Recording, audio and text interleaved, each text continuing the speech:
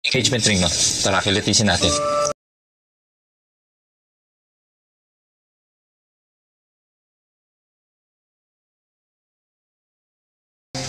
Don't have one yet. Jesus. Kaya ka naman pala binabasted eh.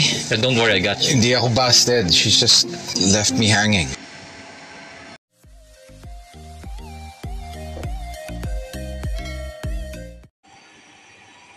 Let us update Kim Pao. Ayan na, ang inabangan ng lahat, yung pag-propose ni BMC kay Secretary Kim.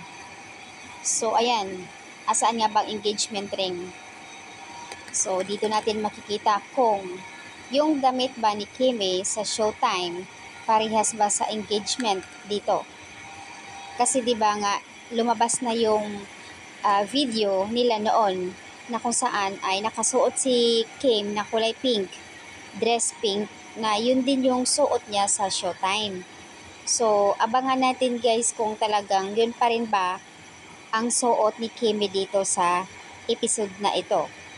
Kung sakaling sim lang, so ibig sabihin yung lumabas na video na iyon, yun talaga yun, advance lang. So, malalaman natin yan guys. Marami ang na-excited sa pag-propose ni BMC kay Secretary Kim.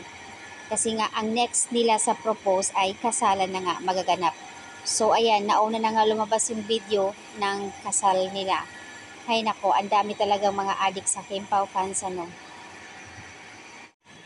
Kasi nga nakakatuwa naman itong episode na ito, hinahanapan nga naman ni Pepe Herrera si BMC ng engagement ring. Walang maipakita si BMC ha, pero baka surprise. May comment ang isang netizens, ayon sa kanya, sana nga po hindi yun ang lumabas na nakasuot siya ng pink doon sa Showtime. Manifest naman ha, para kasalan ang sunod na magaganap talaga nila. If ever na hindi iyon ang lumabas, ibig sabihin nag-propose na itong si Pao kay Kim Cho in real life.